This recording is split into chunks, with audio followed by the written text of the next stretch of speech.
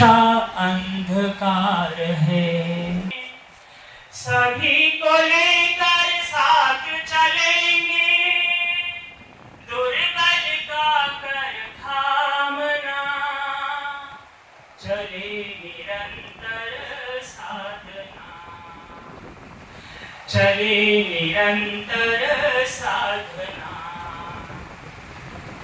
जहाँ व्याधियों और अभावों में मानवता तड़फ रही, घोर विकारों अभिशापों में देखो जननी झुलस रही प्रांगना, चले निरंतर साधना, यही राष्ट्र आराधना।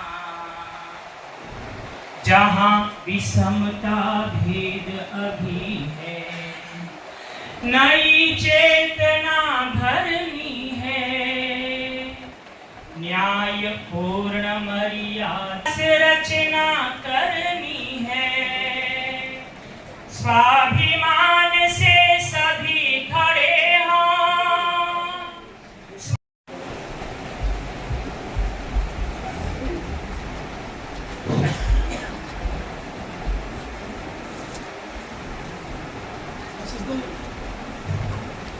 दीप ज्योति परम ज्योति, दीप ज्योति जनार्दना, दीपो हरतु मे पापम, दीप ज्योति स्तुति, शुभं करोणानं आरोग्यं सुख संपदः, क्लेश बुद्धि विनाशाय आत्मस्तुते, आत्मज्योति प्रदीप्ताय ब्रह्म ज्योति नमोस्तुते, ब्रह्म ज्योति प्रदीप्ताय गुरुर्ज्योति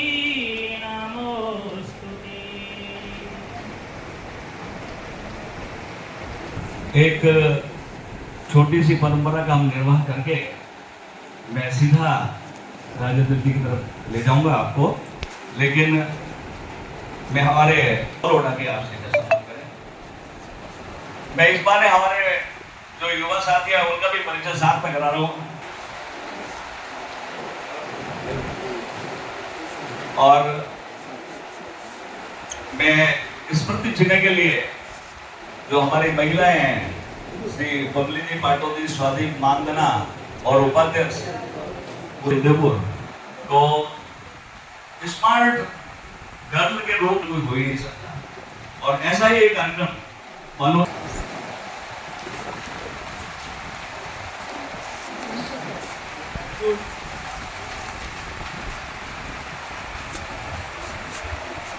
और मैं अब निवेदन करूंगा लक्ष्मण जी और विजय जी, जिनसे निवेदन है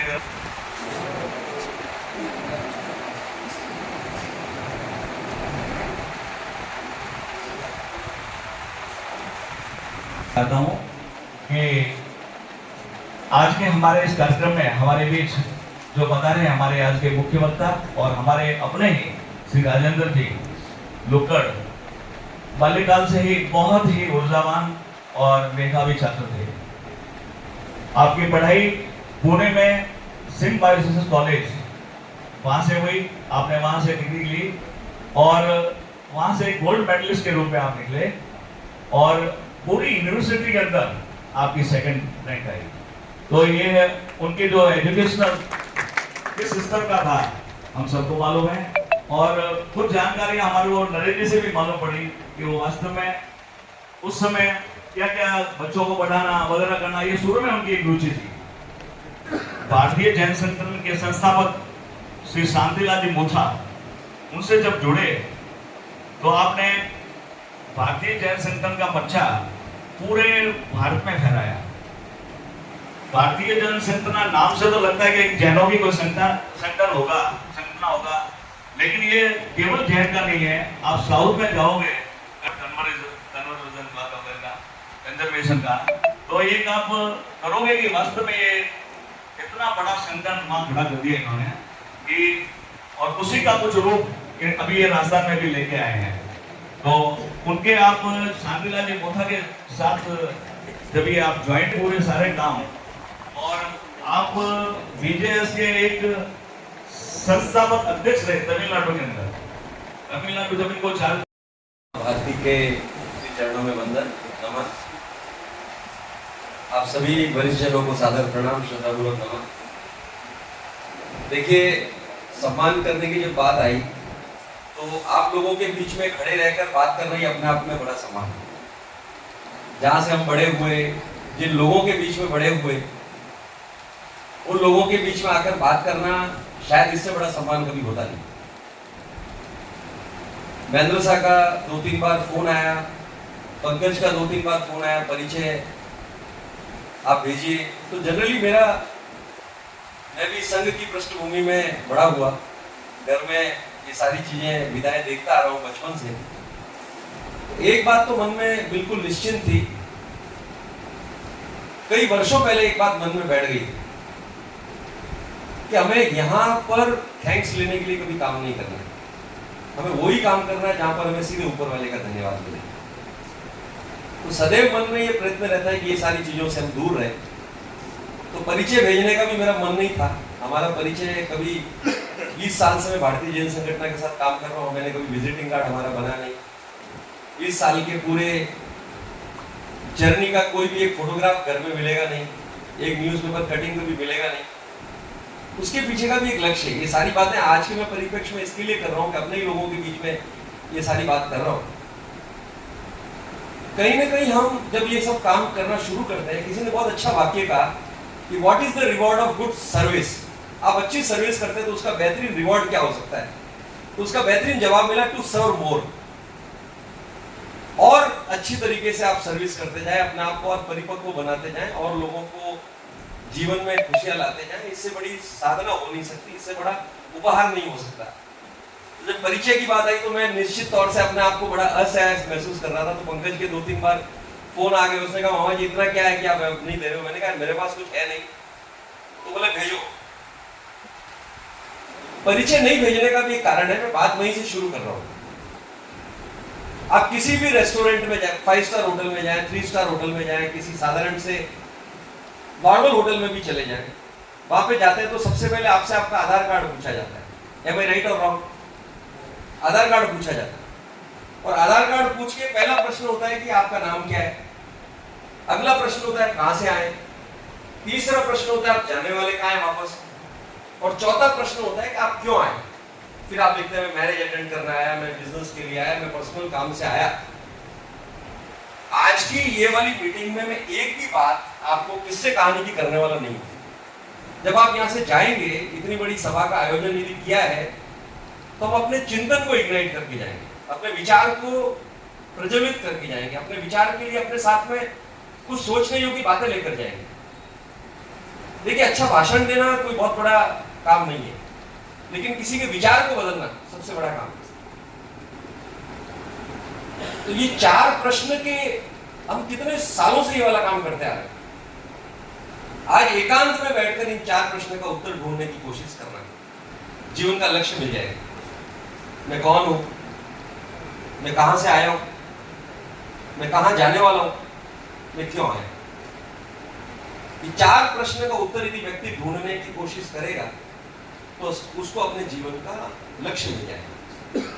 इसके बाहर आपको कुछ भी सोचने की जरूरत नहीं है। मैं कौन हूं?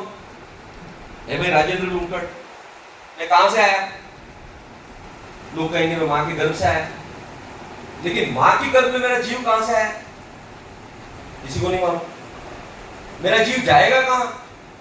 किसी को नहीं मालूम। मैं आया क्यों? मेरा 5,000 50,000 लोगों के बीच में बड़ा नाम हो जाए, इसके लिए मैं आया। इतने सारे अवार्ड मुझे मिल जाए, इसके लिए मैं आया। क्या लक्ष्य है? एक और प्रश्न आप लोगों के सोचने के लिए, जैन के लिए मैं बात कर रहा हूं कि what you want to become, someone और एवरीवन? आप क्या बनना चाहते हैं? आप समवन बनना चाहते हैं या एवरीवन बनना चाहते हैं? तो मेजॉरिटी का रिप्लाई मिलेगा कि हम लोग बनना तो समवन चाहते हैं, लेकिन काम हमारा सदैव एवरीवन की तरह से होता है। अपने जीवन के हर काम को हम अपने इर्द गिर्द के लोगों की नजर से देखने का प्रयास करते हैं और वहां से ही हमारी प्रॉब्लम शुरू हो जाती है। If you want to become someone, you have to be someone, you have to think like someone, you have to do like someone, you have to act like someone, irrespective of लोग क्या कहेंगे। दो ही बातों से चिंता करने की जरूरत है। जब मुझे 2018 के अंदर भारतीय जैन संगठन का राष्ट्रीय अध्यक्ष बनाया गया, इस संस्था को पूरे विश्व में 5 बार वर्ल्ड की बेस्ट संस्था का अवार्ड मिला। 550 प्रोफेशनल लोग जिनके अंदर काम करते हैं, पेड एम्प्लॉय है जिसके अंदर, और मुझे एक वरिष्ठ उद्योगपति, बहुत ही आध्यात्मिक प्रवृत्ति के व्यक्ति ने प्रश्न किया अपॉइंटमेंट होने के बाद, और कंधे पर हाथ रखकर प्रश्न किया कि आपके काम को, इसको आगे ले जाने की यूएसपी क्या होगी? तो मैंने कहा मैं तो बहुत साधारण आदमी हूं, पचपदरा जैसे छोटे से गांव से आया, नॉर्मल बीकॉम करके ग्रेजुएट हुआ, लेकिन एक बात बहुत अच्छे से मालूम है कि we all are human being, but being human is always difficult. अच्छा इंसान बनना, वहां पर कंपटीशन बहुत कम है, और यदि किसी पद पर रहते हुए दो बातें सदैव ध्यान रखने की मेरी इच्छा है कि मेरे कारण से एक भी व्यक्ति ठगा हुआ महसूस नहीं करे, और हमारे साथ में यदि हम बिजनेस में भी, बिजनेस सर्कल में भी, अपने इस परिवार में भी, अपने समाज के परिवार के स्तर पे भी, अपने संगठन के परिवार के स्तर पर भी यदि एक व्यक्ति ये निश्चय कर ले कि मेरे कारण से एक भी व्यक्ति ठगा हुआ महसूस न करे, मैं लाभ नफा नुकसान की बात ही नहीं कर रहा हूं, वो तो बहुत छोटी बात है, अपने साथ काम करते हुए एक भी व्यक्ति ठगा हुआ महसूस न करे, जिंदगी में आपकी सफलता को कोई रोक ही नहीं सकता। सफलता के कोई बहुत बड़े मंत्र नहीं होते। तब उन्होंने बहुत अच्छे से, खुशी से मुझे कहा कि पहले हमारी संस्था सामाजिक थी, अब हमारी संस्था आध्यात्मिक भी होनी शुरू हो गई। तो मैं आपको इस वर्ड का एक मीनिंग कहना चाहता हूं कि आध्यात्मिक होना, हम साथ में बैठ के अपने मंदिर में चले गए दर्शन करने के लिए, हम समाई करने वाले ने समाई कर ली, तपस्या करने वाले ने तपस्या कर ली, वो आध्यात्मिकता नहीं है। किसी ने बहुत बेहतरीन जवाब दिया आध्यात्मिकता का। आध्यात्मिक होना क्या होता है? आप अपने ऑफिस की चेयर पर बैठकर भी आध्यात्मिक हो सकते हैं, आप सामाजिक संगठन की चेयर पर बैठकर भी आध्यात्मिक हो सकते हैं, आप अपने दोस्तों के साथ मिलते हुए भी आध्यात्मिक हो सकते हैं, आप किसी पिकनिक में भी आध्यात्मिक बन सकते हैं। तो पूछा कि आध्यात्मिकता का मतलब क्या? तो बहुत बेहतरीन जवाब दिया कि चरण आपको मंदिर तक लेके जा सकते हैं, लेकिन आचरण आपको भगवान तक लेकर जाता है। तो यदि आचरण के अंदर परिपक्वता है, विचारों के अंदर शुद्धि है, तो निश्चित तौर से आप असफल हो ही नहीं सकते। असफलता आएगी तो टेम्पररी होगी, असफलता आपको सिखा कर जाएगी, लेकिन यदि सफल होना है तो आध्यात्मिक होना ही होगा। और आध्यात्मिक होने का मतलब है कि हम जीवन में इतनी सरलता, निर्मलता के साथ में अपने जीवन को आगे बढ़ाएं कि आप असफल हो ही नहीं सकते। एक बच्चा, 5 साल का बच्चा अपने पिताजी के साथ में चॉकलेट की दुकान पर जाता है, किराने की दुकान पर जाता है। बच्चे चॉकलेट घर में खूब डिमांड करते हैं, ये हमारी माताएं बैठी हैं, सबको मालूम है कि घर में आजकल बच्चे चॉकलेट की न जाने कितनी डिमांड करते हैं। रोकना पड़ता है, हम बोलते हैं दांत खराब हो जाएंगे उनके। वो 5 साल का बच्चा वहां पर जाता है किराने की दुकान में, उसके पिताजी सामान ले रहे हैं, वो किराने का जो दुकान मालिक था बच्चे को देखकर उसको बोलता है बेटा चॉकलेट ले लो। वो बच्चा हाथ ही नहीं लगाता चॉकलेट के, वो बच्चे चॉकलेट का हाथ ही नहीं लगा रहा। पिताजी आश्चर्यचकित, ये बच्चा चॉकलेट घर में इतना लड़के चॉकलेट खाने वाला ये बच्चा आज इतनी बार बोलने के बाद में भी चॉकलेट के हाथ नहीं लगा रहा है। 2 बार बोला, 5 बार बोला, 10 बार बोला, लास्ट में जाके चुपचाप खड़ा रहा। पिताजी ने सारा सामान कलेक्ट किया, पेमेंट किया, फिर लास्ट में दुकानदार ने अपने हाथ से उसको चॉकलेट जब निकाल कर दी तो उस छोटे से बालक ने अपने जो टी-शर्ट पहना हुआ तो टी-शर्ट आगे कर दिया, क्योंकि वो छोटे से हाथ में आ नहीं सकती थी, वो टी-शर्ट इतना सारा सामान दिया। पिताजी आश्चर्यचकित रह गए। उस बच्चे से पूछते हैं गाड़ी में बैठने के बाद कि बेटा ये दुकानदार इतना तेरे को बोल रहा था, तू चॉकलेट ले नहीं रहा था, घर में इतना झगड़ा करता है माँ से, देते नहीं है तो डांट के नाराज होके चुप होके शांत होके बैठ जाता साइड में, तूने मांगा क्यों नहीं? और अब जब देने लगा तो तूने अपना पूरा झोला आगे कर दिया। तो उसने कहा कि पिताजी, यदि मैं लेता तो मेरे हाथ बहुत छोटे थे, मैं एक दो चॉकलेट ले सकता, वो देने वाले के हाथ बहुत बड़े थे। तो हम सदैव अपने ही काम में लगे रहते हैं कि मेरा काम क्या होगा, मेरा काम क्या करें। याद रखना दोस्तों कि जो लोग अपने में लगे रहते हैं ना, हमारे हाथ बहुत छोटे हैं, देने वाले के हाथ हमारे से बड़े हैं। तो हमारा जो भी काम करें, हमारा लक्ष्य ये होना चाहिए कि हमें ऊपर वाले का आशीर्वाद कैसा मिलेगा। चाहे वो व्यापार भी कर रहे हैं, यदि उसके अंदर हमने पर्पस को साधने का कोशिश किया तो मल्टीप्लाई हो जाएगा। आज आप सारे बिजनेस मॉडल्स को देख लीजिए, क्यों सक्सेसफुल हुए? वही मॉडल सक्सेसफुल हुए जिन्होंने लोगों के पर्पस को साधने का प्रयास किया, लोगों के जीवन को आसान बनाने का काम किया। उन्होंने प्रॉफिट कमाने का काम नहीं किया। Profit is their secondary, primary motive नहीं था कभी किसी भी का। प्राइमरी मोटिव प्रॉफिट का होने वाला व्यक्ति खुद ही लगा रहता है पूरे जीवन पर्यंत, तो वो एक लक्ष्य तक पहुंच सकता है, उससे ऊपर नहीं पहुंच सकता। यदि लक्ष्य की सारी बाउंड्रीज को क्रॉस करना है तो पर्पस को साधना होगा, और जहां पर पर्पस की साधना शुरू होती है वहां पर बाय डिफॉल्ट आपके पास में इतनी इनकम शुरू हो जाएगी, इतनी आवक शुरू हो जाएगी कि संभालना मुश्किल हो जाएगा। ये दुनिया का नियम है। आप हजारों लोगों को उठाकर देख लीजिए जिन्होंने भी इंडस्ट्री के अंदर रिवॉल्यूशन लाया। एक एक इंडस्ट्री को आप स्टडी कर लीजिए। आज कौन सी इंडस्ट्री चल रही है? महेंद्र साहब बिल्कुल ठीक बोल रहे थे कि बालोतरा के अंदर हमारी टेक्सटाइल इंडस्ट्री चल रही है। जो लोग समय से पहले एडवांस चलते हैं वही लोग मिरेकल करते हैं। हम लोग क्या, हम लोग किस काम में लगे हुए हैं? मेजॉरिटी ऑफ, मैं देखता हूं पूरे देश भर में जाने का काम पड़ता है, तो मेजॉरिटी लोगों का एक बहुत बढ़िया बात मुझे सुनने को मिली कहीं पर कि चाहे प्रधानमंत्री रहने दो, चाहे गृह मंत्री रहने दो, किसी राज्य का मुख्यमंत्री रहने दो, या किसी संगठन का अध्यक्ष रहने दो, चाहे वो राष्ट्रीय अध्यक्ष रहे या राज्य अध्यक्ष रहे या किसी इकाई का अध्यक्ष रहे, या हम कोई फैक्ट्री चलाते हैं, एक आदमी का ईगो का जो साइकिल है ना, वो मैक्सिमम 100 लोगों का है। हमारा ईगो का साइकिल कितना है? 100 लोगों का है। हम कितने बार लोगों के बारे में सोचकर काम करते हैं? आप बालोतरा में कल्पना कर लीजिए कितने लोगों के बारे में आप सोचते होंगे जिससे आपको फर्क पड़ता है। 100 लोगों के बारे आपकी गिनती नहीं जा सकती। मोदी जी यदि किसी के बारे में सोचेंगे तो ट्रंप के बारे में सोच लेंगे, या रशिया के बारे में सोच लेंगे, किसी आपके और हमारे बारे में नहीं सोचेंगे। तो हमारा ईगो का साइकिल जो है ना, वो नॉट मोर देन 100 है, और उससे बाहर जो तोड़कर निकल गए उन्होंने इतिहास रचा। यही फर्क है और कोई फर्क नहीं।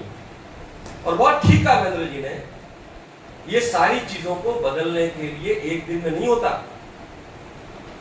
वैचारिक बदलाव इस प्रकार की सभाओं में, इस प्रकार के चीजों को नियमित तौर से करने से, स्वाध्याय को नियमित रखने से ही वैचारिक बदलाव आते हैं। एक और मैं आपको बात बताता हूं, इस दुनिया में जितनी भी चीजें हैं जो जीवन को बदलती है, वहां पर तो घड़ियां लगी हुई है, और जीवन को बिगाड़ने वाली किसी जगह पर आपको घड़ी नहीं मिलेगी।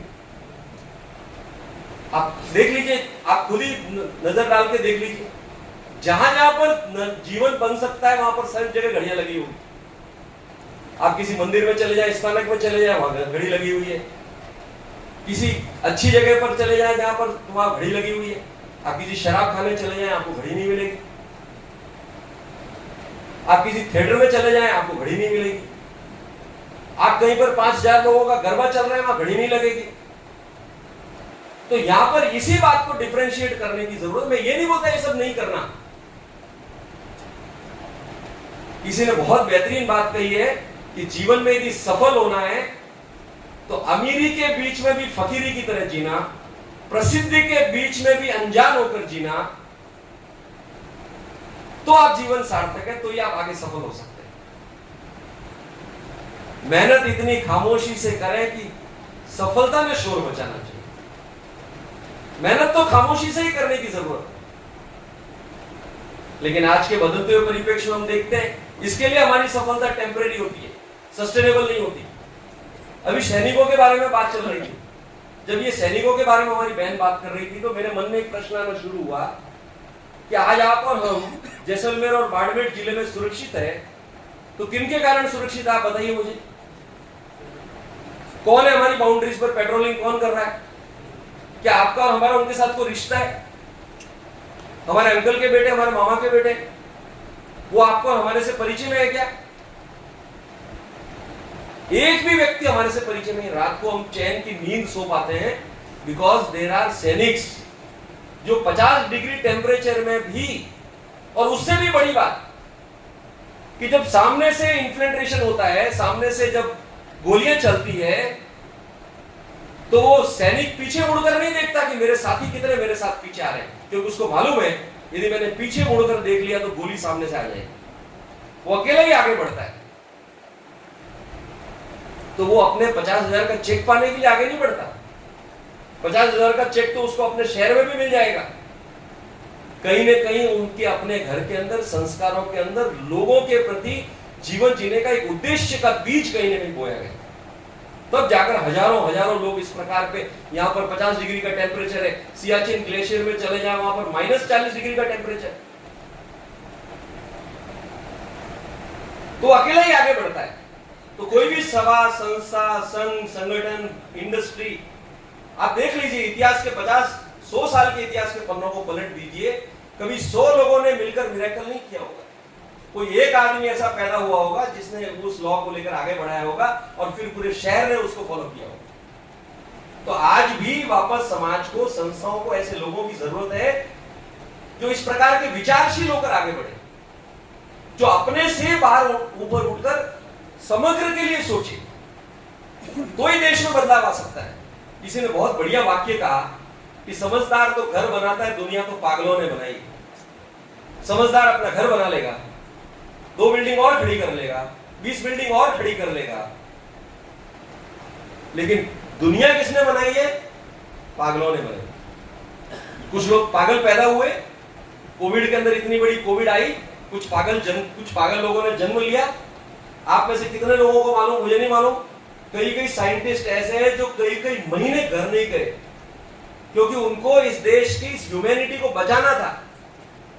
तो ऐसे पागलों का जब जन्म हुआ तो सृष्टि के अंदर इस प्रकार के, हम ह्यूमैनिटी के इतने बड़े पैंडेमिक में भी हम लोग बचकर बाहर आए। किसी ने व्हील को इन्वेंट किया, किसी ने मोटर गाड़ी बनाई, किसी ने कॉन्स्टिट्यूशन लिखा, किसी ने संघ की स्थापना करी। तो इसके लिए स्थापना नहीं करी कि मेरे बच्चों की शादियां ढंग से हो जाएगी। आज 100 साल संघ अपने स्थापना दिवस मनाने जा रहा है। तो किसी के मन के अंदर एक विचार, एक पागलपन का जन्म हुआ, तब जाकर पूरे देश भर के अंदर इतने सारे सैकड़ों लोगों को, हजारों लोगों को अलग अलग प्रकल्पों के माध्यम से जोड़ा गया। लक्ष्य क्या है? देश की सेवा करना। तो ये सारी की सारी सफलता के केंद्र में सबसे बड़ी बात कोई है तो हम अपना व्यापार करते हुए भी सेवा के संकल्प को यदि जिंदा रखेंगे। किसी ने बहुत बेहतरीन बात कही कि पैसा कमाने वाला व्यक्ति पुण्य करता है कि नहीं करता, इस बात की गारंटी नहीं है, लेकिन पुण्य करने वाला व्यक्ति पैसा जरूर कमाता है, इस बात की गारंटी है। जो व्यक्ति पुण्य करता है वो पैसा जरूर कमाता है, देर सवेर हो सकता है, लेकिन पुण्य करने वाला व्यक्ति वो पैसा कमाता ही कमाता है। आज यदि आप अच्छा पैसा कमा रहे हैं, यदि आप इस देश के, इस शहर के बड़े नामचीन व्यक्ति हैं, तो ये वर्तमान का पुण्य नहीं है, ये पूर्व के पुरुषार्थ वर्तमान का पुण्य है, और वर्तमान का पुरुषार्थ भविष्य का पुण्य बनेगा। तो वर्तमान का भी जो पुण्य है हमारा, वर्तमान में जो हमको इतना बड़ा साम्राज्य यदि मिला है, तो ये हमारे पूर्वकृत पुण्यों का परिणाम है। वहां पर हमने पुरुषार्थ किया, उसका परिणाम है। और यदि यहां पर वर्तमान समय में इस पुरुषार्थ को यदि नगण्य कर दिया, तो भविष्य के पुण्य की संरचना हमको देखने की, सोचने की जरूरत ही नहीं है। आप इतिहास के पन्नों को पढ़ने का प्रयास करें। फिर मैं कहना चाहता हूं आपसे कि what you want to become, someone और एवरीवन। जब हमने 30 साल की उम्र में सोशल सर्विस के लिए काम करना शुरू किया, तो कई लोग मेरे से प्रश्न करते थे कि भैया आपका व्यापार क्या है। तो मैं मन में किसी को जवाब तो नहीं देता था, लेकिन अपने आप को टटोलने की कोशिश करता था। और जब कुछ और 2-5 साल निकल गए, तो दोस्तों, जब मेरे बहुत करीबी दोस्त प्रश्न पूछने लगे, तो मैंने उनसे कहा कि अब मुझे समझ में आया कि मुझे व्यापार करना कैसे। ये मैं फैक्ट की बात बोल रहा हूं आप लोगों से। आप लोगों को कभी मौका लगे, लघु उद्योग भारती को या की इकाई को मौका लगे तो किसी दिन एक टूर का प्लान करिए और 5 दिन के 5 शहरों में जाइए। 5 शहरों में जाकर एक एक शहर के प्रबुद्ध लोगों से मिलिए। उसमें मैं आपकी पूर्ण रूप से सपोर्ट कर सकता हूं, साथ दे सकता हूं। और किन लोगों से मिलना जो शून्य से शिखर तक पहुंचे, उनकी जुबानी सुनिए कि कैसे वो शून्य से शिखर तक पहुंचे। मैं ऐसी एक घटना का जिक्र करना चाहता हूं। अरुण जैन जी जो पोलरिस इंडिया के चेयरमैन थे, एमडी थे, 1996 में 5,000 रुपए लेकर चेन्नई से, दिल्ली से चेन्नई आकर सेटल हुए। आज उनकी ऑफिस में 30,000 लोग काम करते हैं। 55 साल की उम्र है उनकी और वो ऑफिस 365 दिन में 5 दिन नहीं जाते। 365 दिन में 5 दिन नहीं जाते। अब बड़ी अचरज की बात है। जब उनसे मैंने लाइटर मोड में बात की तो उन्होंने कहा कि राजेंद्र जी, जो एक दुकान चलाता है वो सुबह से शाम तक अपनी दुकान में बैठा रहता है। जो 500 ऑफिस चलाता है, 5,000 ऑफिस चलाता है, वो कभी अपने ऑफिस नहीं जाता। तो मैंने कहा करता क्या है? वो दूसरे लोगों की ऑफिस का इनॉग्रेशन करता है। मैंने कहा संभव कैसे हुआ, पॉसिबल कैसे हुआ? तो बहुत बेहतरीन बात उन्होंने कही। मैंने कहा आपके जीवन में कैसे पॉसिबल हुआ? हम 50 लोगों के ग्रुप को लेकर गए वहां पर चेन्नई में उनके ऑफिस में। उन्होंने एक 8,000 स्क्वायर फीट का एक ऐसा फ्लोर तैयार किया, आपको ऐसा लगेगा कि आप स्वर्ग में चले गए। आप वहां पर पहुंच जाएंगे तो आपको लगेगा स्वर्ग क्या होता है, स्वर्ग की कल्पना क्या होती है। वहां पर जाकर आपको दिखेगा कि स्वर्ग क्या होता है। जब उनसे बैठकर पूछा गया और वहां पर कुछ भी नहीं है, उनसे पूछा गया कि जगह क्यों बनाई गई, तो उन्होंने बहुत बेहतरीन जवाब दिया। उन्होंने कहा आने वाले 5 साल के अंदर कार के ड्राइवर की नौकरी खत्म हो जाएगी, टैक्सी कार, ड्राइवरलेस कारें आने वाली है, एटीएम आए, कैशियर की नौकरी खत्म हो गई। कुछ दिनों बाद में इस बाउंड्रीज पर आप जिस प्रकार से राखी बांधने के लिए गए, हो सकता है कि 5 साल के बाद में आपको वहां सैनिक देखने को नहीं मिले, वहां पर रोबोट हमारी बाउंड्रीज को पेट्रोल करेंगे। कोई बहुत बड़ी बात नहीं, होने वाला है, काम शुरू है उस पर। एआई का जमाना आ गया। जो सबसे इंपॉर्टेंट बात उन्होंने कही कि ये सब बातें तो आपको मालूम है, मेरा जो सबसे इंपॉर्टेंट बात आपको ये सारी बात करने के पीछे का जो लक्ष्य है वो ये है कि राजेंद्र जी, जो काम मशीन कर सकती है वो वाला काम आपने और हमने क्यों करना? तो हमने कौन सा वाला काम करना चाहिए? मैंने उनसे पूछा तो बोले मशीन एक काम ना आज कर सकती है ना एक काम भविष्य में कर सकती है, वो है विचार करना, सोचना। वो काम मशीन कभी नहीं कर सकती। उस काम में अपना समय का इन्वेस्टमेंट लगाओ, तभी आप मिरेकल कर सकते हो। आप सुबह से शाम तक अपने रूटीन के काम में लगे रहते हो, रूटीन के काम में अपने दूसरे लोगों को, सबऑर्डिनेट लोगों को लगाओ और आप विचार करने के लिए अपना समय नियोजित करो। और वो 8,000 स्क्वायर फीट का प्लेस उन्होंने इस प्रकार क्रिएट किया जहां पर पूरे विश्व से लोग आते हैं, 2 दिन 5 दिन बैठते हैं और सिर्फ विचार करने के लिए बैठते हैं, सोचने के लिए बैठते हैं। बड़ी कमाल की बात। और इस दुनिया में जितने भी मिरेकल हुए, जितने भी चमत्कार हुए, आविष्कार हुए, वो विचार में से निकल कर आए। एक विचार किसी ने पकड़ा, जैक मा से पूछा, आपने नाम सुना होगा जैक मा का।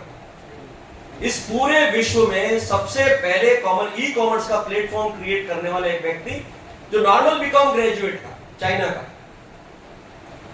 अलीबाबा का मालिक। उससे पूछा गया कि आपकी सफलता का राज क्या? तो बहुत पूछने वाला, बहुत सिंपल है, कोई बहुत कहानी किससे करने की जरूरत नहीं है।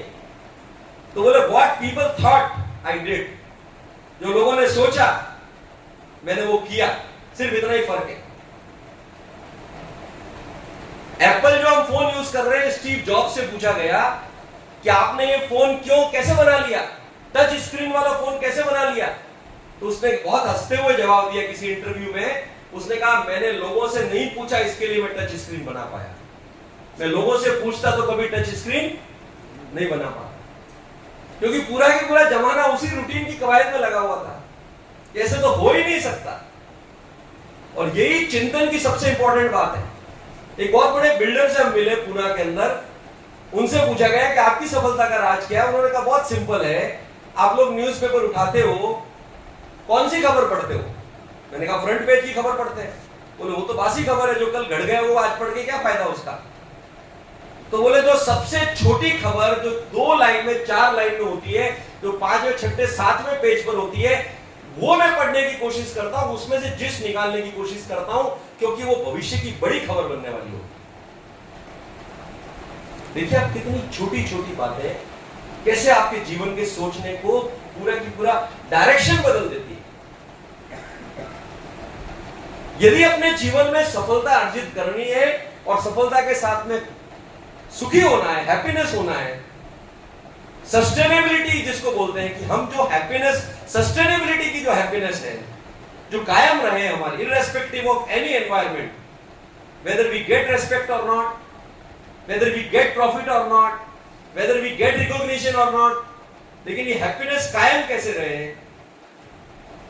ये बात के लिए आपको गहराई से अपने विचार को इस पढ़ाई के साथ में जोड़ना ही पड़ेगा। उसके बिना ये संभव नहीं है। To lead a meaningful successful life, किसी ने कहा कि to lead a meaningful successful life, success में मीनिंग कहां से आता है? तो कहा कि मीनिंग आता है परिवार से, मीनिंग आता है अध्यात्म से, मीनिंग आता है सोशलिटी से, मीनिंग आता है सेवा से। आप कितने भी बड़े सफल हो गए, सफल व्यवसायी हो गए, और आपके परिवार में खुशियां नहीं है, आप अपनी हैप्पीनेस को सस्टेन कर पाएंगे? आप कितने ही बड़े अच्छे व्यापारी बन गए और आपकी हेल्थ अच्छी नहीं है, तो आप खुश रह पाएंगे? यदि आपने कितना ही अच्छा पैसा कमा लिया और देने की प्रवृत्ति का यदि भाव मन के अंदर प्रकट नहीं हुआ, तो आप खुश रह पाएंगे? क्या ऐसा हो सकता है? इस नेचर ने कितनी बातें सिखाई हमारे को। इस शरीर को देखिए आप, मैं दावे के साथ कह सकता हूं कि आज जो मैं बात बोल रहा हूं शायद किसी ने कभी सोची नहीं होगी। ये जो शरीर चल रहा है हमारा, इसके अंदर किडनी काम कर रही है, इसके अंदर हार्ट काम कर रहा है, इसके अंदर लंग्स काम कर रहे हैं, इसके अंदर नाड़ियां काम कर रही है, नसें काम कर रही है, सब अपना अपना काम बिना रखे, बिना थके, बिना हारे, बिना नाराज होके चल रहा है। कभी हमने उसको थैंक्स बोला? और वो किसी दिन नाराज हो गई होती कि उसने तो मुझे थैंक्स ही नहीं बोला, 50 साल का हो गया, और वो रुक जाए, यदि ये रुक जाए तो धन धन धन करने वाला ये व्यक्ति, उसका जब पर्चा छपता ना तो उसके साथ में क्या छपता है? निधन हो गया। आप शब्द पर गौर करिए, पूरे जीवन भर धन धन धन करने वाला व्यक्ति के साथ में क्या जुड़ जाता है? ये बिना धन के गया, निर्धन होके गया, निधन हो गया इसका, निधन। और यदि आपने अपने इस लीगेसी के अंदर ये सारी चीजों को जोड़ा होगा, तो निश्चित तौर से आप एक इतिहास के साथ में कुछ पन्ने तो जोड़कर जाएंगे। आप में से कितने लोगों ने महामना मनु की मनुस्मृति पढ़ी मुझे नहीं मालूम, लेकिन उसका सार यदि है समझे ना तो 4 लाइनों में आता है। मनुस्मृति की इस व्याख्या करते समय यह कहा गया कि हे मानव, तू इस बात की कल्पना मत करके तुझे राज्य मिलेगा, तू इस बात की कल्पना मत करके तुझे सत्ता मिलेगी, तू इस बात की कल्पना मत करके तुझे साम्राज्य मिलेगा, तुम्हें बड़ा नाम मिलेगा, तुम्हें प्रसिद्धि मिलेगी। ये सब कामना करने के पश्चात मिलने वाले नहीं है, ये तो अर्जित पुण्यों के प्रतिफल से स्वतः ही तुम्हारे पास आएंगे। अरे वो भी तो ढूंढता है ना कि अच्छे लोग कौन, इस शहर में कौन है। तो बोले कामना किस बात की करनी है? तो बोले कामना इस बात की करनी है कि इस 84 लाख जीव योनि में सिर्फ मनुष्य की योनि ऐसी है जो पुरुषार्थ से और संकल्प से दूसरों की सेवा कर सकती है। यहां पर किसी का एक्सीडेंट हो गया तो क्या भैरू जी पहुंचाएंगे हॉस्पिटल? रामदेव जी पहुंचाएंगे किसी को हॉस्पिटल? हॉस्पिटल पहुंचाने वाला कौन है? ये लघु उद्योग भारती का भवन बनाया, जो आने वाले समय में आपके जाने के पश्चात भी इंडस्ट्री के काम आने वाला है, इंडस्ट्री जुड़ी हुए विषय को डील करने वाला है। तो ये वाला भवन किसने बनाया? आप में से और हमारे जैसे कुछ लोगों ने बनाया, जिन्होंने इनिशिएटिव लेकर चीजों को आगे किया। तो ये 84 लाख जीव योनि में सिर्फ एक योनि ऐसी है जो संकल्प और पुरुषार्थ से दूसरों की सेवा कर सकती है। बाकी कोई भी योनि नहीं है जो सेवा कर सकती है। भगवान भी सेवा नहीं कर सकते, सिर्फ एक ही योनि बनाई है। तो इस योनि का सदुपयोग कैसे करें, इसके लिए कहा गया कि दुले खलु माणु से भवे, ये मनुष्य जन्म दुर्लभ है। ये मनुष्य जन्म इसके लिए नहीं मिला कि मैं इस गांव के अंदर प्रसिद्धि की सीमाओं को, शर्म सीमाओं को पार करते हुए इस गांव का पहला व्यक्ति बन जाऊं। ये मनुष्य जन्म इसके लिए नहीं मिला कि मेरे अपनी बैलेंस शीट के अंदर इतने सारे पैसे जुड़ जाए। ये तो बाई डिफॉल्ट जुड़ने वाले हैं। आप यदि पुण्य का अर्जन करेंगे, अर्जित पुण्यों के सच्चे संचय से प्रतिफल आपके पास आने वाला ही है, उसको कोई रोक ही नहीं सकता। जब वो भी बांटता है ना, तो लोगों की बैलेंस शीट तो चेक करता होगा ना। हमारे से ज्यादा तो वो समझदार है ना। मैं ये नहीं कहता कि व्यापार नहीं करना चाहिए, लेकिन व्यापार को जिस दिन करते हुए पर्पस के साथ कनेक्ट करेंगे तो वो व्यापार मल्टीप्लाई होता है, इन्फिनिट की तरफ आगे बढ़ता है। अब कल्पना करके देखिए कितने सारे लोगों ने कितनी सारी चीजों को इजाद किया होगा, और जो क्षणिक अपने लाभ को देखते हैं वो कुछ समय के लिए आपको लाभ दिला सकता है। कई लोगों के मन में ये प्रश्न आता है, क्वेश्चन आ जाता है कि भाई साहब ये तो एक नंबर का बदमाश आदमी, एक नंबर का लफंगा शहर का, इसके पास इतना पैसा कैसे हो गया? इसका भी जवाब बहुत आसान है। किसी गुरुजी के पास गया, बोले गुरुजी ये आदमी आप बोलते हैं आपके व्याख्यान तो बहुत अच्छे लग रहे हैं, लेकिन ये तो एक नंबर का इस शहर का लफंगा आदमी है, ये कैसे करोड़पति बन गया? तो गुरुजी बोलते हैं कि देख भाई, आपके बैंक अकाउंट के अंदर 10,000 रुपए हैं, आप यदि 1,000 रुपए का सेल्फ का चेक लेकर गए तो बैंक वाला टोकन देगा कि नहीं देगा? बोले टोकन देगा। तो बोले टोकन कब तक देगा? बोले 9,999 तक टोकन देगा, 10,000 का बैलेंस है तो बोले 10,000 का देगा तो तब तक भी दे देगा।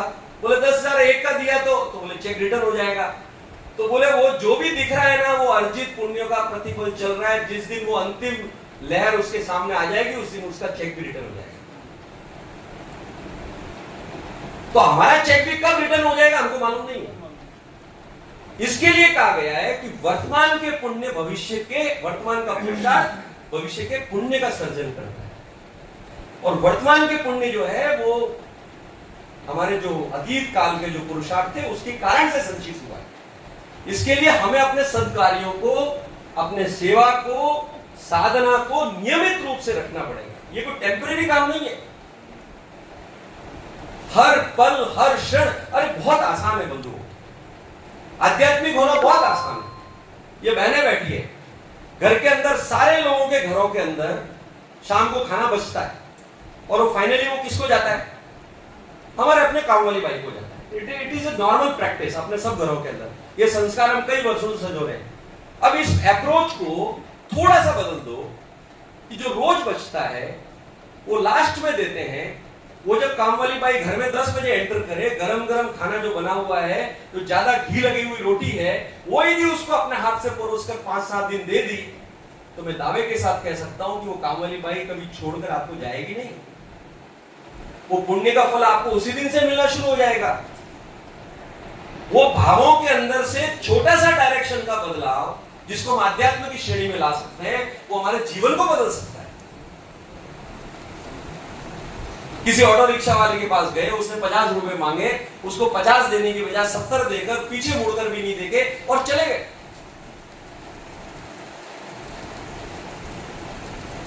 अरे एक ऐसी घटना का जिक्र मैं आपको करना चाहूंगा।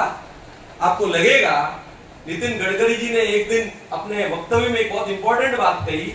उन्होंने कहा कि जिन लोगों को मैं अमीर मानता था, नजदीक जाने पर वो बहुत गरीब निकले, और जिनको मैं गरीब जानता था, नजदीक जाने पर वो बहुत अमीर निकले।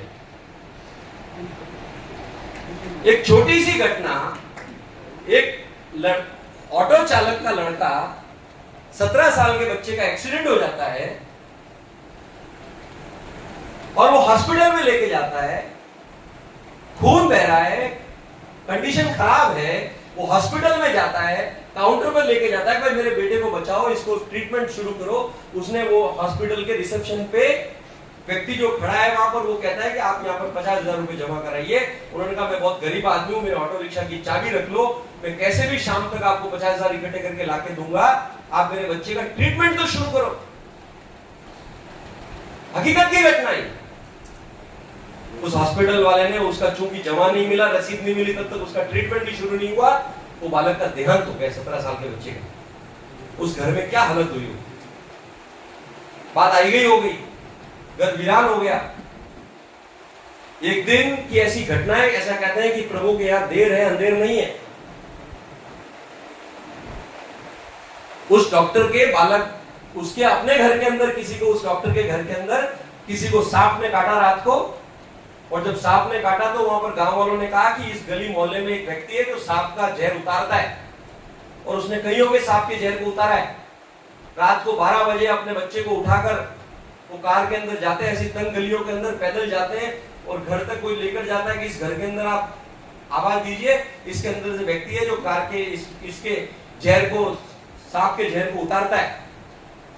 रात को दरवाजा खटखटाया गया, अंदर से व्यक्ति आया, डॉक्टर अचंभा रह गया, आश्चर्यचकित रह गया। उसके अंदर वही आदमी जो ऑटो रिक्शा का ड्राइवर अपनी वाइफ के साथ में सामने खड़ा, उस दरवाजे के सामने वहां डॉक्टर गिड़गिड़ाया उनके सामने, उसको सामने सारी स्थिति समझ में आ गई।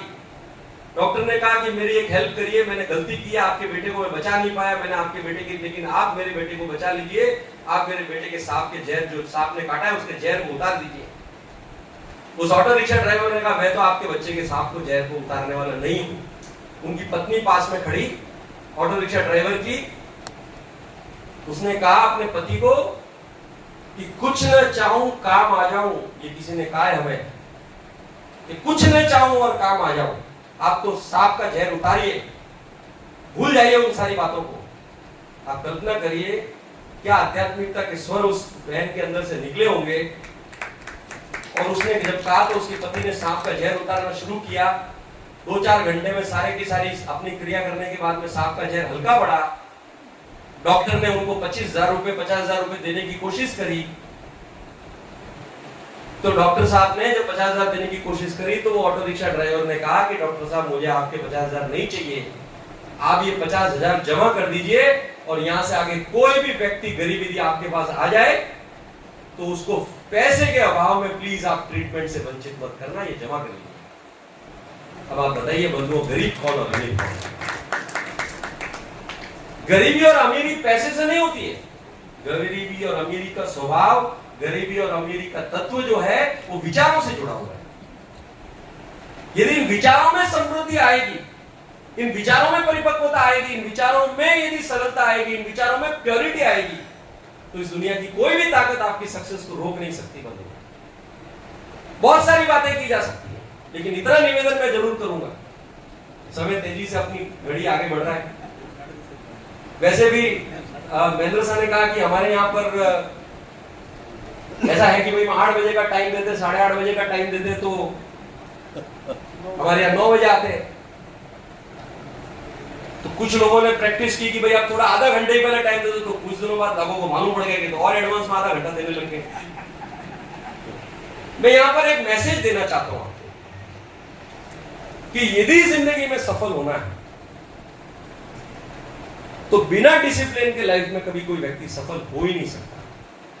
डिसिप्लिन आपकी सोच में, डिसिप्लिन आपके रहन सहन में, डिसिप्लिन आपके खान पान में, डिसिप्लिन आपके विचारों में, डिसिप्लिन आपके जीवन में, डिसिप्लिन आपकी कार्यशैली में, आपके नाम के साथ में जुड़ना चाहिए कि इस व्यक्ति को बुला है तो ये व्यक्ति तो उसी समय पर आने वाला है। क्या फर्क पड़ता है मुझे बताइए ना।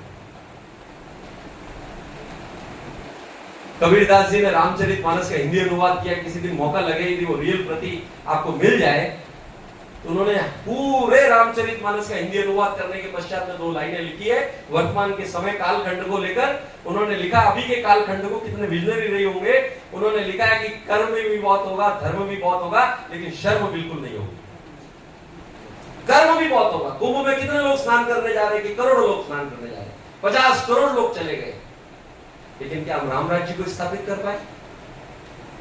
कबीरदास जी की उक्तियां बिल्कुल चरितार्थ होती है कि कर्म भी बहुत होगा, धर्म भी बहुत होगा, लेकिन शर्म बिल्कुल नहीं होगी। और जहां पर इस प्रकार का डिसिप्लिन होता है वहां पर सफलता निश्चित तौर से आती है। तो डिसिप्लिन इज द कोर। और जब इस प्रकार के हम संगठन से जुड़े हुए हैं, इस प्रकार की इकाइयों से जुड़े हुए हैं जहां संघ की विचारधारा के साथ में चीजें स्थापित की गई है, तो वहां तो सबसे पहले केंद्र में कोई बात है तो कौन सी वाली बात है? डिसिप्लिन है। बिना डिसिप्लिन के लाइफ में कभी कोई सफलता हो ही नहीं सकती।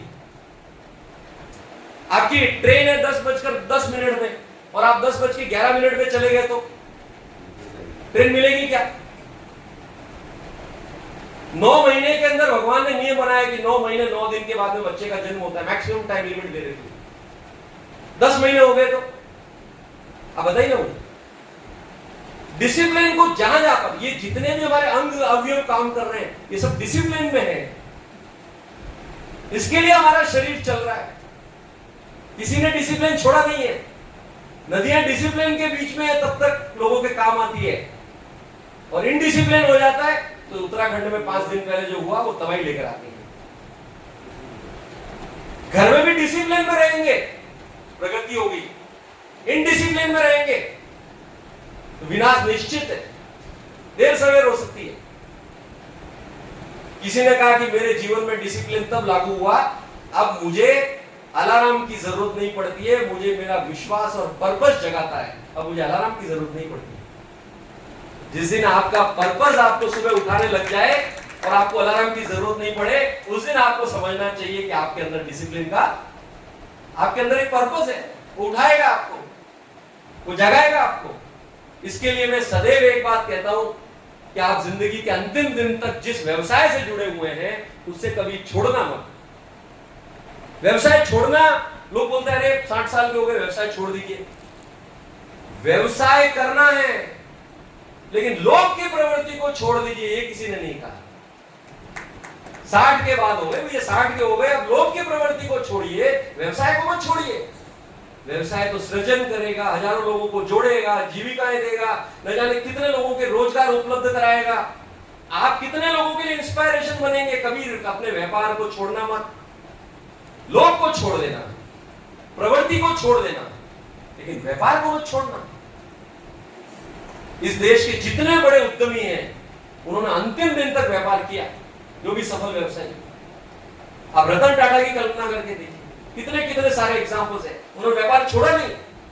ऐसे लोगों को लगाया, ऐसे लोगों को बिठाया जो आज हजारों हजारों साल तक चलने वाला रतन टाटा ट्रस्ट चलेगा। हमारे नरेश भाई के साथ में कई बार बात होती है तो मैं कहता हूं कि अब यहां से आगे की व्यवस्थाएं इस प्रकार का निर्माण करना कि हमारे बाद में भी 100-500 साल तक ये व्यवस्थाएं किस तरीके से चलनी चाहिए, उस पर हमने आज विचार शुरू करना। अरे एक जन्म के लिए व्यवसाय करने के लिए तो हम बहुत काबिल हैं, हमारे घर चल ही जाएंगे, लेकिन यहां से आगे की इतनी सारी व्यवस्थाओं का यदि निर्माण हमको करना है कि आने वाली जनरेशन हमारे एक्ट से, हमारे कार्य से इंस्पायरेशन होकर अपने जीवन का उपार्जन करे, वो व्यक्ति सार्थक अपने जीवन का निर्माण करे। अब हमारा लक्ष्य उस और बढ़ना चाहिए। हमारा केंद्र में, फिर मैं बात कर रहा हूं, हमारे केंद्र में कौन लोग हैं? वही 5-25 लोग हैं। इनका 150 करोड़ का टर्नओवर है, मेरा 160 करोड़ का टर्नओवर है। किसी ने कंपैरिजन किया ही नहीं कि जो आदमी 5000 लेकर आया था 30,000 लोगों को नौकरी दे रहा है। मोरबी के अंदर आज से 25 साल पहले धूल उड़ती थी, आज इतना बड़ा सिंडिकेट बन गया बिजनेस का, कोई उसके बारे में चर्चा नहीं कर रहा, कोई उसके बारे में यहां से जाकर देखने की भी योजना नहीं बना रहा। मैं आपसे ये निवेदन कर रहा हूं, लघु उद्योग भारती के माध्यम से आप लोगों ने अपने 50-25 लोगों का ग्रुप बनाना चाहिए और 5-7 दिन का ऐसा ट्रैवल बनाना चाहिए एक साल में कि जहां पर उस देश के, उस जगह के ऐसे उद्यमी लोगों से मिलना जिन्होंने अपने जीवन में शून्य से शिखर तक की यात्रा अर्जित की, कैसे वो लोग आगे बढ़े, उनकी जुबानी सुने। 100 बोला हुआ और एक देखा हुआ ज्यादा इंपैक्टफुल होता है। अब 1000 बात मैं आपको बोल दूंगा, लेकिन एक बात यदि आप प्रत्यक्ष रूप में किसी के जीवन में देख लेंगे वो आपको बहुत ज्यादा इन्फ्लुएंस करेगा। प्रैक्टिकल का बहुत बड़ा इन्फ्लुएंस है। तो आज हम जब यहां पर आए हैं, इतना बड़े हमने इकाई का निर्माण किया है, ये भवन का निर्माण किया है, मैं तो यहां तक भी सोचता हूं कि यदि इतने बड़े भवन का निर्माण किया है, इस भवन में 365 दिन में कितनी एक्टिविटीज होती है, कितनी एक्टिविटीज होती है। यहां पर मुझे नरेंद्र मोदी जी की एक बात याद आती है। उन्होंने प्रचारक रहते हुए एक घटना का जिक्र एक दिन मन की बात में किया, इतनी इंस्पायरेशनल स्टोरी का जिक्र किया, वो आपके और हमारे काम आने वाली बात है। उन्होंने कहा कि जब मैं शुरुआती दौर में था, प्रचारक था गुजरात के अंदर, उस समय किसी ट्रेन में ट्रैवल कर रहा था, उस समय बहुत चंद ट्रेनें चलती थी और 4-5 घंटे की ट्रैवल में था। तो वो विचारशील व्यक्ति थे, उन्होंने उनके उस एग्जाम्पल में एक बात मैं आपको बहुत इंपॉर्टेंट आप तक पहुंचाना चाहता हूं। दुनिया में 2 सबसे इंपॉर्टेंट बातें जो सक्सेस के लिए काम आती है, डिसिप्लिन की बात मैंने की, दूसरी है आप चिंतनशील होना चाहिए और तीसरा है आपका ऑब्जर्वेशन कितना स्ट्रॉन्ग है। एक ही जगह पर 5 लोग चीजों को देख रहे हैं। एक व्यक्ति जिसका ऑब्जर्वेशन स्ट्रांग होता है वो चीजों को अलग तरीके से देखता है और बाकी 4 लोग सामान्य तरीके से देखते हैं। ये बहुत बड़ी बात है। इतने लोग ट्रेन में ट्रेवल कर रहे थे, उन्होंने मन की बात में जिक्र किया कि मैंने एक लड़के को देखा, 15 साल के एक छोटे से बालक को देखा, फटे पुराने कपड़ों में, एक झोला टांगा हुआ और लोगों की शू पॉलिश कर रहा है। उस समय बोले 1 आना 2 आना 10-20 पैसे में शूज का पॉलिश होता था और वो लोगों के पास जाता था। बोले मैं उस लड़के को देख रहा था, बालक थे, वो निवेदन करता था शू पॉलिश के लिए, शू मांगता था, 20 पैसे लेता था और जैसे ही शू पॉलिश करने के लिए शूज लिए 20 पैसे उसने दिए, अपने फटे हुए झोले के अंदर से वो गुजरात समाचार उस दिन का उसको दे देता था और वो 20 मिनट तन्मयता के साथ में शू पॉलिश करता था और वो 10 मिनट में होने वाला काम वो 20 मिनट इसके लिए लगाता था। फिर आपको मैं पुरानी बात से कनेक्ट करता हूं, जहां पर पर्पस कनेक्ट होता है वहां चीजें बदल जाती है। उसको ये लक्ष्य था कि 20 मिनट में मैं शू पॉलिश करके अगला गुजरात समाचार 20 मिनट में पूरा पढ़ डालेगा और अगले के पास जाता है, उसका शू पॉलिश कंप्लीट किया, वापस शूज दिए, गुजरात समाचार लिया, शाम तक ये क्रम उसका चलता रहता था। तो मोदी जी ने उसको बुलाया, पास में पूछा कि भाई क्या कर रहे हो? 15 साल के बालक ने, उन्होंने कहा कि मेरे सोचने की शक्ति को डायरेक्शन दे दिया, मेरे सोचने के तरीके को बदल दिया। उस बालक से पूछा गया आप क्या कर रहे हो? बोले मैं 20 पैसे उससे ले रहा हूं, 20 पैसे में उसका शू पॉलिश कर रहा हूं, लेकिन मैं उसमें उसको एडिशनल क्या देना चाहिए? तो बोले मैंने एक न्यूज़पेपर खरीदा, उसके 10 पैसे लगते हैं, वो शाम तक मैंने यदि 25 लोगों को बांटा तो मेरे को 2.5 रुपए नहीं लगे, 10 पैसे ही लगे और अगले को न्यूज़पेपर खरीदने की जरूरत नहीं। जो 20 पैसे उसने मुझे शू पॉलिश में दिए, उसका तो शू पॉलिश तो मैंने करके दे ही दिया, फ्री में उसको मैंने गुजरात समाचार में पढ़ने के लिए दे दिया। अब आप देखिए किस तरीके से एक व्यक्ति व्यापार करने के अपने तरीके को बदलता है, अपने पर्पस के साथ में कनेक्ट किया उसने। और इस बात का जिक्र कितने वर्षों के बाद में देश के प्रधानमंत्री मन की बात में करते हैं और उन्होंने कहा उस दिन से उस लड़के की उस एक्ट ने मेरे सोचने के तरीके को बदल दिया। कितनी बड़ी बात है। क्या हम ऐसा सोच सकते हैं? क्या हम ऐसा इस प्रकार के चित्र को हम अपने जहन में रख सकते हैं? कितने सारे एग्जाम्पल है। सावजी भाई ढोलकिया से किसी ने पूछा कि आप 500 लोगों को कार गिफ्ट कर रहे हैं, तो यार बोले बहुत आसान बात है, इसमें क्या पूछने की बात है कि यदि मेरे ऑफिस का आदमी 500 कारें में गिफ्ट कर रहा हूं तो मेरे ऑफिस तो उससे कई गुना ज्यादा कमाई रही होगी ना। उन्होंने कहा ये खर्चा नहीं है मेरा, हर साल नया प्रयोग करते हैं सावजी भाई ढोलकिया, हर साल नया प्रयोग करते हैं। इसके लिए वो कंपनी कहां से कहां पहुंच गई, हरे रामा हरे कृष्णा डायमंड कहां से कहां पहुंच गई, सुनील शिखर तक की यात्रा पूरी कर ली। अब उन्होंने क्या किया, पिछले वर्ष उन्होंने नया प्रयोग किया। जो लोग ऑफिस में काम करते हैं उनके पिताजी माताजी और सास ससुर दोनों को साथ में जोड़ा और ये 4 लोगों को, हर एक एम्प्लॉय के 4 लोगों को हरे कृष्णा हरे रामा डायमंड 15 दिन की तीर्थ यात्रा पर लेकर जाता है। किसको लेकर जा रहे हैं? उसके मम्मी पापा को और उसके सास ससुर को। यहां पर भी सोचने के तरीके को बदल दिया। हमारे यहां पर सास ससुर मतलब किसी के सास ससुर बन गए मतलब वो तो गेस्ट हो गए, वो तो पराये हो गए। कितनी अजीब बात है। इस मायने में साउथ इंडियन लोग बहुत समझदार है। जिस साउथ में मैं रहा वहां पर कई सारे लोग अपने बेटियों की शादी में कई महीने अपने बच्चों के साथ रहते। ये डजंट मीन, जब सावजी भाई ढोलकिया से पूछा गया कि भैया ये क्यों कर रहे हो, अरे बोले भाई दोनों एक ही तो है, 2 इसके मम्मी पापा 2 इसके मम्मी पापा, बोले तभी तो परिवार का साइकिल पूरा होता है। और वो 4 लोगों को लेकर उस पूरे कंपनी के 500 लोगों की 2000 लोगों की यात्रा कर रहे हैं। उसमें सावजी भाई खुद जा रहे हैं। तो सावजी भाई से पूछा तो बोले यदि ये वाला हमारा कोई भी स्टाफ गलती से सूरत छोड़ के शिफ्ट भी होना चाहता है ना तो किसी में सास ससुर मना कर देते, कभी में मम्मी पापा मना कर देते। हंसते हो उन्होंने कहा, अरे बोले कि ये मेरा परिवार है, मैं कहता हूं ये मेरा परिवार है, ये मेरा परिवार है, ये मेरा परिवार है, लेकिन ऐसी कौन सी क्रिया है जो मैंने की कि जो परिवार वाले करते हैं? ये तो सोचने का फर्क है। इस प्रकार के काम करने वाले व्यक्ति शून्य से शिखर तक पहुंचते हैं। नहीं तो हमारे जैसे लोग सांप चिड़ी वाला खेल करते हैं, किसी 90 पे पहुंच गए और फिर वापस 60 पे आ जाते हैं, फिर बोलते हैं कि 5 साल बराबर नहीं चल रहे। फिर कोई बोलता है 5 साल बहुत तेजी से चलने लगे, फिर बोलता है अभी 3 साल से मंदी है साहब।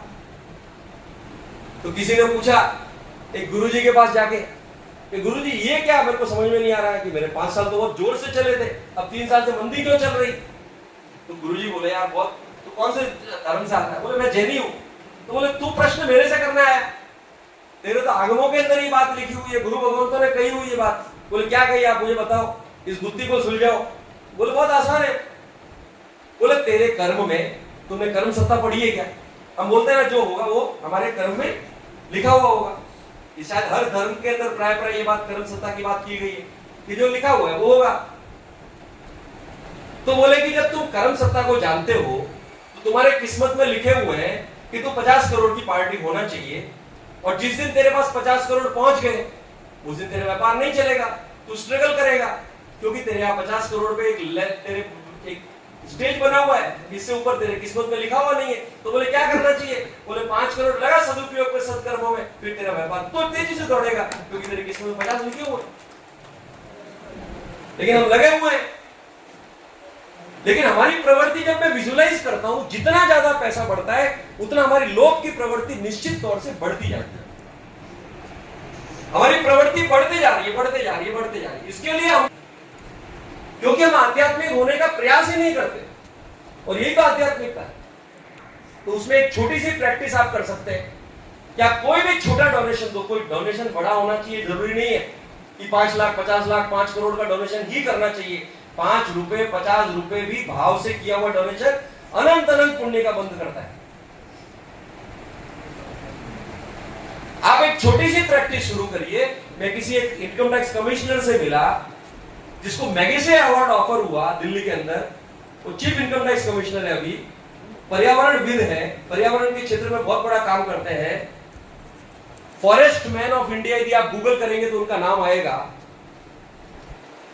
जिन्होंने सैकड़ों सैकड़ों फॉरेस्ट बना दिए इनकम टैक्स कमिश्नर रहते हुए, आईआरएस बनने के बाद में। जब उनसे पूछा गया, उनसे कुछ दिनों पहले मेरा जाना हुआ उनके घर में, और उन्होंने कहा कि राजेंद्र जी एक प्रैक्टिस मैं रोज करता हूं। मैंने कहा क्या करते हैं? उस दिन मुझे अपने आप को बहुत छोटा हुआ, मैंने अपने आप को बहुत बड़ा महसूस किया।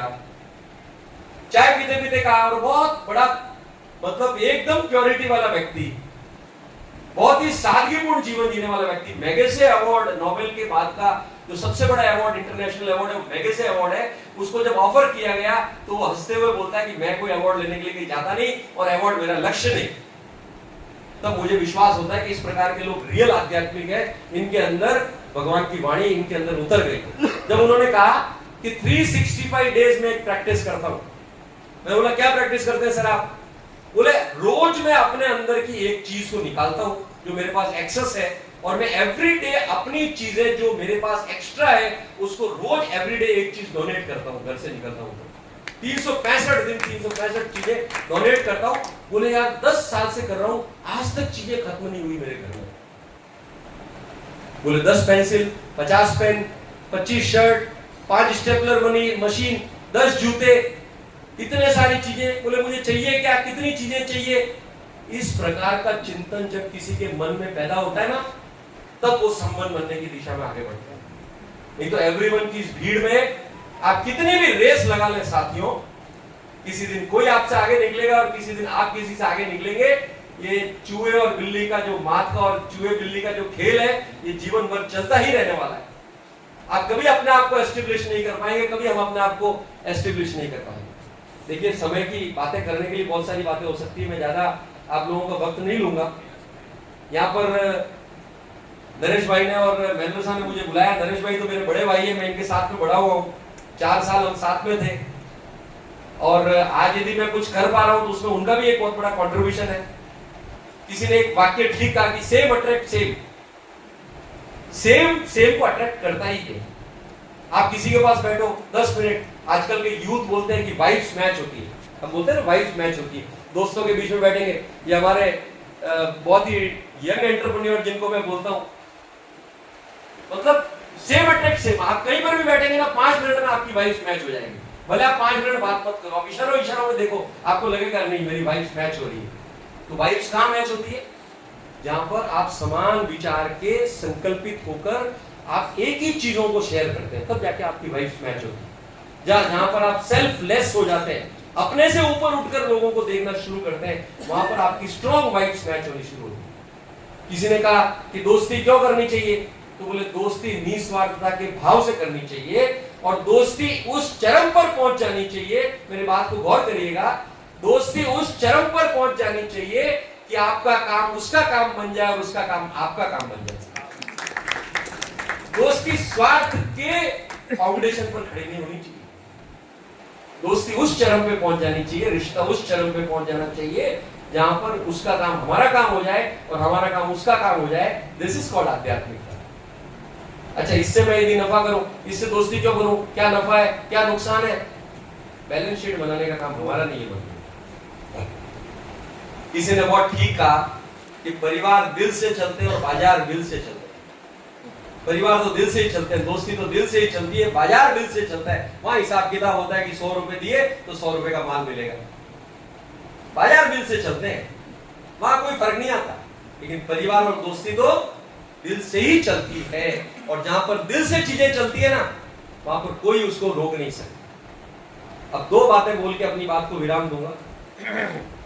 महेंद्र साहब तो वैसे बोल रहे हैं ज्यादा टाइम का, लेकिन मुझे मालूम है कि यहाँ जितने ज्यादा लोग बैठे हैं, ये सारे के सारे लोग समझदार हैं, ये कम बात में समझने वाले लोग हैं, इनको ज्यादा समझाने की बिल्कुल जरूरत ही नहीं है। देखिए, एक 2 दोस्त किसी दिन पैदल यात्रा करने पर निकले और बीच में एक मंदिर आया, तो वहां रुके, रात्रि बोले विश्राम कर लेंगे थोड़ी देर और फिर आगे बढ़ेंगे। जैसे ही वहां पर वो विश्राम करने लगे, वहां पर एक और राहगीर आया और भयानक तूफान और बारिश शुरू हो गई। बारिश इतनी जबरदस्त कि 3-4-5 घंटे रुकी नहीं, शाम हो गई। अब उन्होंने कहा भाई आगे बढ़ ही नहीं सकते, रात्रि विश्राम यही करना पड़ेगा, अब भोजन की व्यवस्था नहीं। तो वो 2 दोस्त थे, उन्होंने अपने साथ में पोटले में भोजन टिफिन रखा हुआ था। एक दोस्त ने पोटला खोला, उसमें 3 रोटी थी, और दूसरे दोस्त ने पोटला खोला, उसमें 5 रोटी थी। अब 8 रोटी हो गई और व्यक्ति 3 हो गए राहगीर, ये दोनों आध्यात्मिक प्रवृत्ति के दोस्त थे। उन्होंने कहा बांट के ही खाएंगे, इक्वली करेंगे, हम तो आगे पीछे तो कर नहीं सकते। बोले 8 रोटी को कैसे बांटेंगे? तो उसमें से एक बुद्धिजीवी था, उसने कहा एक काम करो, एक रोटी के 3 टुकड़े कर लो। तो 8 रोटी के कितने टुकड़े हो गए? 24 हो गए, और 24 होने के बाद में 8-8 तीनों ले लेंगे, टुकड़े 8-8 टुकड़े तीनों ले लेंगे, अपने बढ़ जाएगी बराबर। एक रोटी के 3 टुकड़े किए, 5 और 3 मिला के 24 टुकड़े हो गए, और 24 होने के बाद में 8-8 रोटी के टुकड़ों को शेयर कर लिया। रात हो गई, सुबह बारिश थोड़ी सी हल्की हुई, तो जो राहगीर था वो बहुत पैसे वाला कोई राजा था। उसने रात को उनकी प्रवृत्ति देखी, इस प्रकार के सेवा भाव को देखकर उन्होंने कहा ये 8 स्वर्ण मुद्राएं आप दोनों को देकर जा रहा हूं मैं। आपने जिस तरीके से एक राहगीर की सेवा करी, मैं उससे मोटिवेट हुआ, इंस्पायर हुआ, इसके लिए 8 ये मुद्राएं आपको दे रहा हूं। अब 8 मुद्राएं देकर चले गए। दोनों दोस्त बैठे, वो बोले कि वो जो 3 रोटी वाला था बोले कि नहीं मैं 3 ही रखूंगा, आप 5 रखो, क्योंकि आप 5 रोटी लेकर आए थे। उसने हमारे इस एक्ट को देखकर, काइंडनेस को देखकर उसने 8 मोहरें दी है, तो 5 आप रखो। बोले नहीं मैं तो इक्वल बांटूंगा। बोले इक्वल मैं लूंगा नहीं, मैं तो 3 ही लूंगा। बात वहां के मंदिर के पुजारी के पास चली गई, वो उनकी बात सुन रहा था। वो बोले भाई इसका समाधान क्या? तो बोले मैं तो बहुत साधारण आदमी, मुझे भगवान जी से पूछना पड़ेगा, 1-2 घंटे में साधना करके ही बता सकता हूँ। तो बोले समाधान तो चाहिए। अब उस व्यक्ति, वो पुजारी जो है, भगवान की साधना करने लगा, और साधना करने के बाद आया, बोले जिस व्यक्ति ने 3 रोटी लाई उसको 1 स्वर्ण मुद्रा मिलेगी, और जिसने 5 रोटी लाई उसको 7 स्वर्ण मुद्राएं मिलेगी। तो उस दोस्त ने बोला ऐसा क्यों? बोले भगवान जी ने संकेत दिया। बोले हमको लॉजिक बताओ। बोले एक बात बताओ भाई, तुमने 3 रोटी लाई, 3 रोटी के कितने टुकड़े हुए तुम्हारे? 9 हुए। तुमने कितने कंज्यूम किए, तुमने कितने खाए? बोले 8 खाए। पीछे कितना बचा? 1। तो बोले 1 बचा, इसके लिए 1, और इसने 5 रोटी लाई, उसके कितने टुकड़े हुए? 15, और इसने कितने कंज्यूम किए? 8, पीछे कितने बचे? 7। तो बोले जो जितना त्याग करेगा उसको उतना ही फल मिलेगा। आपको अपने त्याग से ज्यादा फल मिल ही नहीं सकता। जो जितना छोड़ेगा उसको उतना ही फल मिलेगा। अब उसने 5 रोटी लाने वाले को 7 स्वर्ण मुद्राएं, और 3 रोटी लाने वाले को 1 स्वर्ण मुद्रा, क्योंकि 3 में से 95% कंज्यूम खुद ने कर लिया, त्याग जितना किया उसको उतना ही प्रतिफल मिला। तो हमारे जीवन में भी हम जितना त्याग करेंगे उतना ही प्रतिफल मिलने वाला है। हम सोचते हैं कि हम घर में इतना काम करते हैं, कॉमन बात है, कहीं पे भी चले जाओ एक पंडित के सामने कॉमन प्रॉब्लम आती है कि मैं बहुत काम करता हूं, मेरे को जस्ट नहीं मिलता, मैं बहुत काम करता हूं लेकिन मुझे लोग समझ नहीं पाए अभी तक। मैं ये सारे लोगों से एक प्रश्न का उत्तर यही है कि जो जितना त्याग करेगा उसको उतना ही फल मिलेगा, उससे ऊपर का फल उसको मिलने वाला। हम लोग भी घर में सोचते हैं कि यार भाभी जी हमारे को समझते नहीं है।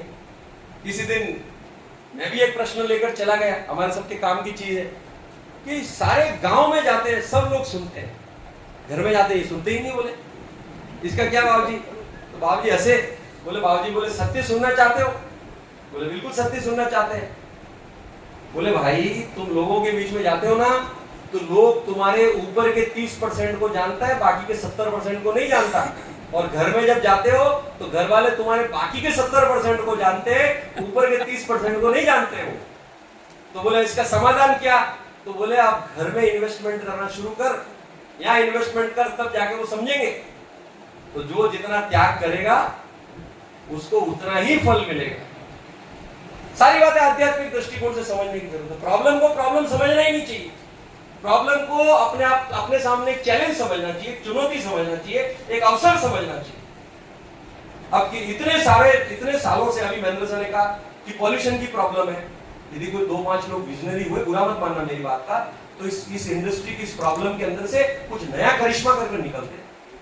इतने सारे लोग जुड़े हुए हैं, इतना बड़ा इंडस्ट्री है, इतना पैसा हम रखते हैं। चूंकि मैं तो इंडस्ट्री से जुड़ा हुआ नहीं हूं, और मैं इंडस्ट्री से क्यों नहीं जुड़ा हूं ये भी आपके सामने खुलासा कर देता हूं।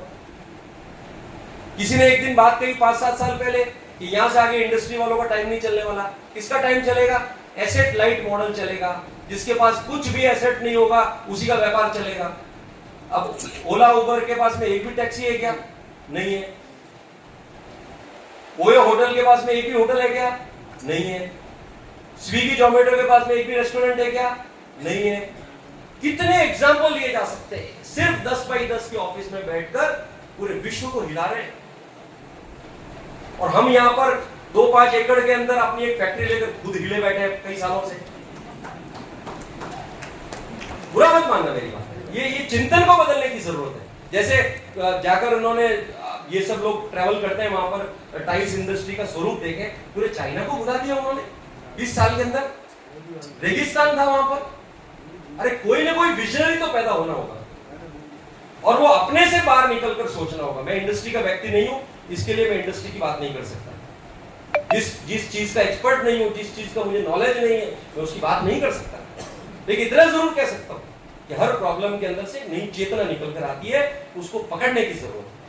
लेकिन हम लोग क्या करते हैं? अच्छा हमारी फैक्ट्री आलेरिया नहीं, बस ठीक है।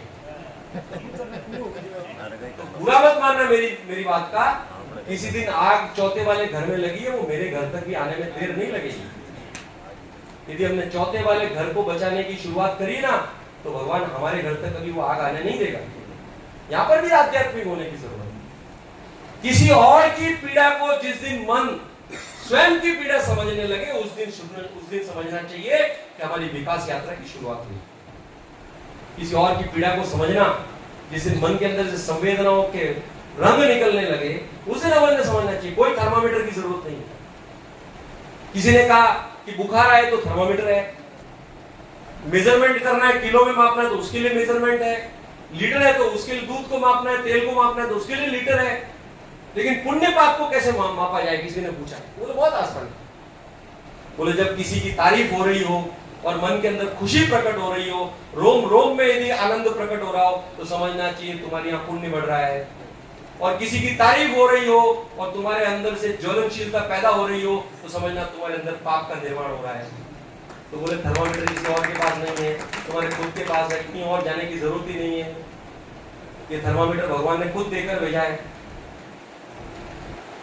जब किसी और की तारीफ हो रही हो, किसी और के अंदर खुशियां देख रहे हो, किसी की प्रगति हो रही हो और रोम रोम के अंदर खुशियां प्रकट हो रही हो, तो समझना चाहिए हम पुण्य के मार्ग पर आगे बढ़े। बहुत आसान है। यही सफलता का राज है। यदि हमारे अंदर से कोई व्यक्ति निकलकर राज्य का अध्यक्ष बनता है, राष्ट्र का अध्यक्ष बनता है और मन के अंदर प्रसन्नता का भाव प्रकट हो, तो समझना चाहिए हमारे अंदर पुण्य प्रकट हो रहा है। और किसी को देखकर अरे ये अध्यक्ष बन गए बोले तो गहलो है होना है अध्यक्ष, तो समझना चाहिए कि पाप का प्रकटीकरण शुरू हो गया। ये हमारे काम में बहुत छोटी यात्रा है साथियों। मारवाड़ी में कहा है, कहावत है कि घड़ी गई ने थोड़ी बची। जितने लोग बैठे हैं ना, मेजोरिटी सबकी घड़ी तो चली गई, अब थोड़ी बची है। जो थोड़ी बची है उसका सदुपयोग कर ले, अच्छे से जी ले। एक दादाजी अपने पोते को पत्र लिख रहे हैं, उसके साथ मैं अपनी बात को समाप्त करूंगा। दादाजी अपने पोते को पत्र लिख रहे हैं कि बेटा जीवन में काम आने वाली ये 6 लाइनें तेरे को लिख रहा हूं, तेरे जीवन में हर जगह काम आएगी। दादाजी अपने पोते को संस्कार दे रहे हैं और उदाहरण दे रहे हैं पेंसिल का।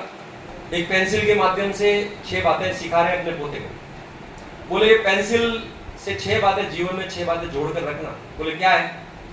बोले पेंसिल जब लिखती है ना तो उसके पीछे एक हाथ होता है, तो ही वो लिख पाती है, बिना हाथ के वो पेंसिल लिख नहीं पाती। बोले याद रखना, तुम यदि सफल हो जाओ, तुम सफलता के शिखर पहुंचने लगो, तो याद रखना किसी न किसी का हाथ तुम्हारे साथ में जरूर होगा, तो ही तुम सफल हो। परिवार का हो, पत्नी का हो, माता का हो, पिता का हो, दोस्त का हो, किसी न किसी का हाथ होगा, उसके बिना तुम कभी सफल नहीं हो सकते। दूसरी बात दादाजी लिख रहे हैं कि पेंसिल लिखते हुए कहीं गलती हो जाती तो पीछे इरेजर लगा हुआ है, तो याद रखना बेटा जीवन में गलतियां हो सकती है, व्यक्ति गलतियों का पुतला है। जब कभी भी गलती हो जाए तो तुरंत उसको इरेज कर लेना, तुरंत उसको सुधार लेना। गलती बार बार करने वाला व्यक्ति जीवन में सफल नहीं हो सकता। लेकिन जिसने कभी गलती नहीं की है वो भी सफल नहीं हो सकता, लेकिन बार बार गलती करने वाला व्यक्ति भी कभी सफल नहीं हो सकता। गलती करके सीखने वाला व्यक्ति सफल होता है। इरेज करते रहना अपनी गलतियों को। और तीसरी बात कहते हैं कि पेंसिल बीच बीच में टूट जाती है तो उसको इरेजर से शार्पन करना पड़ता है। तो बोले जब शार्प करते हैं तो पेंसिल को चोट लगती है। तो वैसे ही तुम्हारे जीवन में बहुत सारी चुनौतियां आएगी, ये यात्रा में कई अप एंड डाउन आएंगे। उसको याद रखना कि हर चोट के बाद में जैसे पेंसिल और निखर कर बाहर आती है, वैसे ही ये चुनौती तुम्हें निखार लाने के लिए है। ये चैलेंजेस तुम्हारे अंदर और नई चीजें पैदा करने के लिए है। उस चुनौती को अवसर में बदल देना। डॉक्टर एपीजे अब्दुल कलाम साहब ने अपनी किताब में एक बात लिखी कि difficulties in life never come to destroy you, it comes to realise your potential. जिंदगी में चुनौतियां तुम्हें हराने के लिए नहीं आती, ये तुम्हारे अपने अंदर की क्षमताओं को उजागर करने के लिए आती है।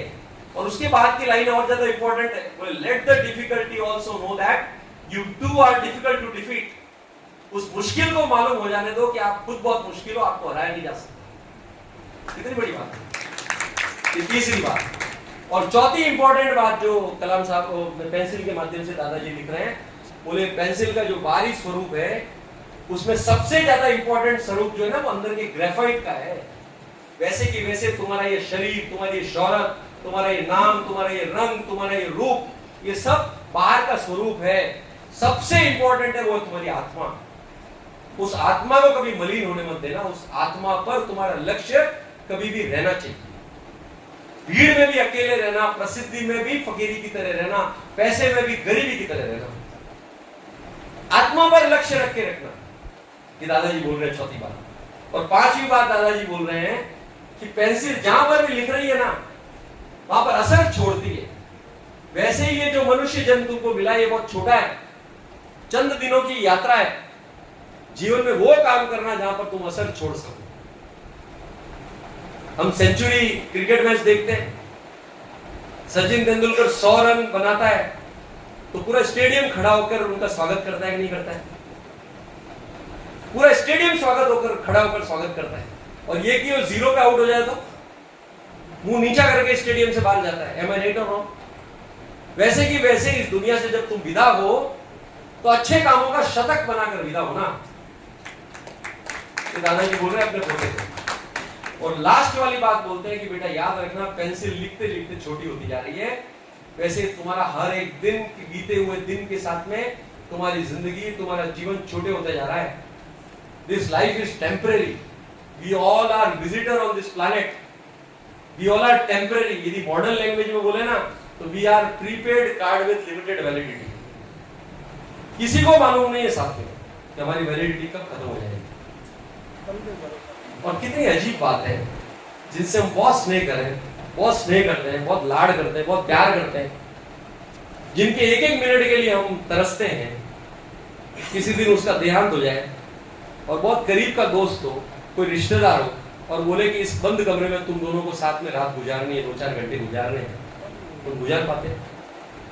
मैं ये नहीं कहता।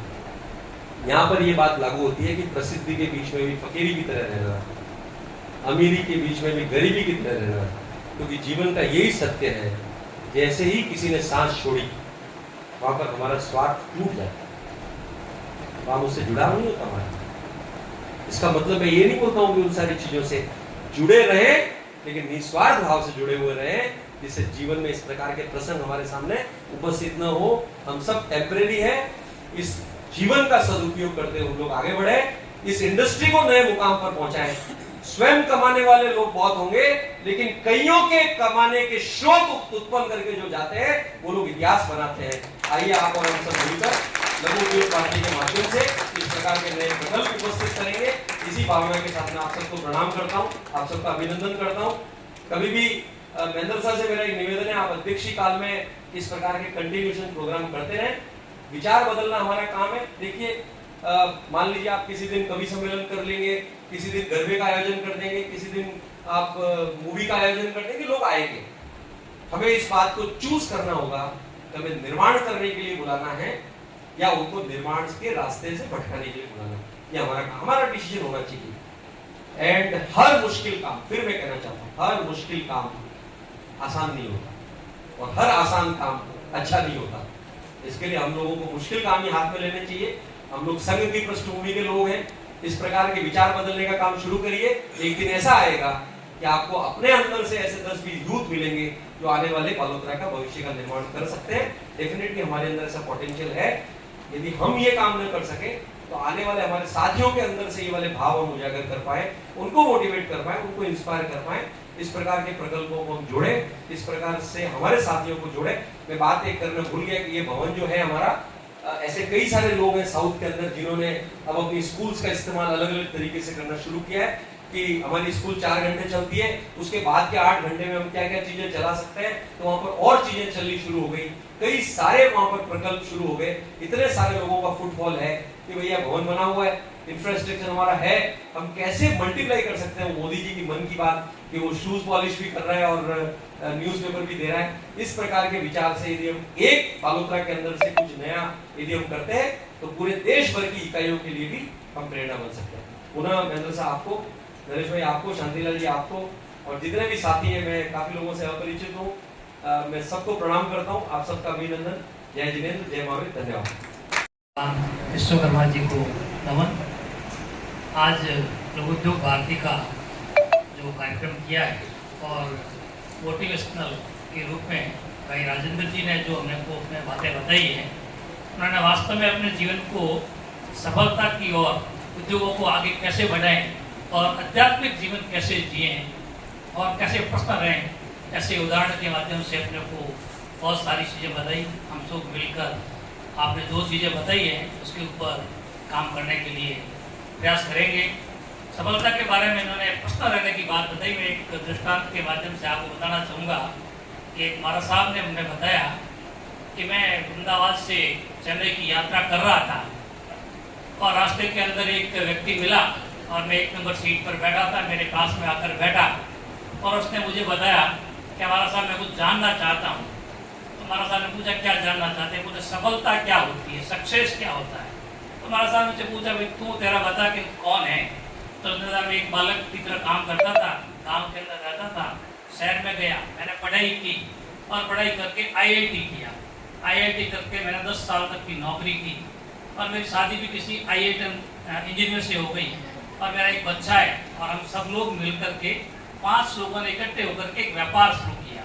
तो बोला व्यापार में क्या करते हो? बोले व्यापार के अंदर हमने एक कंपनी खोली है जिसका 2500 करोड़ रुपए का टर्नओवर है और 800 करोड़ रुपए का मेरा प्रॉफिट है और हम लोग व्यापार करते हैं। बोले अगली बार हमने मीटिंग में तय किया है कि 5000 का टर्नओवर होगा, लेकिन हम जानना चाहते हैं कि सफलता क्या चीज़ होती है। तो गुरुदेव ने फरमाया, एक लाइन में उनका उत्तर दिया कि पूरे संसार के लोग यदि तुम्हारे से प्रश्न है तो वो सफलता है, और संसार के लोग यदि अप्रश्न है तो सफलता नहीं है। तो बंधुओं, व्यापार के अंदर पैसा कितना ही कमाए, टर्नओवर कितनी कमाए, प्रसन्नता उसमें है तो संसार के सारे लोग यदि आपसे प्रश्न है तो ही वो प्रश्न माने जाते हैं। तो दूसरा दृष्टांत उन्होंने बताया कि मेरे पास में एक व्यक्ति आया और ने पूछा, महाराज साहब मैंने पैसा तो खूब कमाया, बहुत बिजनेस किया, पैसा कमाया और बड़ी मेहनत से किया, ईमानदारी से किया, सच्चाई से किया, मैं भगवान के यहाँ जाऊंगा, मृत्यु निश्चित है, पैसे को साथ में कैसे ले जा सकता हूँ, ऐसा कोई समाधान बताइए। महाराज साहब ने कहा, बहुत सरल है भैया, तो ले जा सकता है साथ में, बहुत बड़ी बात नहीं। बोला कैसे ले जाऊंगा? बोले अमेरिका गए हो? गया हूँ। लंदन गए हो? गया हूँ। तो लंदन अमेरिका में वहाँ रुपया चलता था कि नहीं? रुपया तो नहीं चलता था, तो वहाँ क्या लगे? बोले डॉलर में पैसे को कन्वर्ट कराया और वहाँ ले गया और अमेरिका घूम के आ गया। तो बोले अभी पैसा ले जाना भी बहुत आसान है, क्या तुम्हारे पास जितना पैसा है पुण्य में कन्वर्ट कर दे और भगवान के आ जाएगा तो पुण्य तुम्हारे साथ में चलेगा। तो आज ऐसे दृष्टांतों के माध्यम से हम सब को सफल जीवन कैसे जिए, बिजनेस को आगे कैसे बढ़ाएं, अध्यात्म कैसे जिए, ऐसा मोटिवेशनल बहुत सारी खुराक मिली है। और जैसा कि आचार्य राजेंद्र जी बताया कि ऐसे प्रोग्राम हम रेगुलर करते रहें ताकि सभी लोगों के अंदर जानकारी भी मिले और मोटिवेशन होता रहे, ऐसा मेरा सभी निवेदन है। धन्यवाद। जय हिंद। पाठ से आज की ये सभा मन समाप्त करेंगे। उससे पहले मैं सभी लोगों से निवेदन करूंगा कि एक छोटा सा अल्पाहार का कार्यक्रम नीचे रखा हुआ है, तो सभी आइसक्रीम लेके जाए, कोई ऐसे नहीं जाए। मेरा सबसे निवेदन रहेगा, ये लघु उद्योग भारती के हमारे अविनाश जी का आतिथ्य आप जरूर स्वीकार करें। सर्वे भवन्तु सुखिनः, सर्वे सन्तु निरामयाः, सर्वे भद्राणि पश्यन्तु, मा कश्चित् दुःखभाग् भवेत्। ओम शांति शांति शांति। आप सभी का मैं बहुत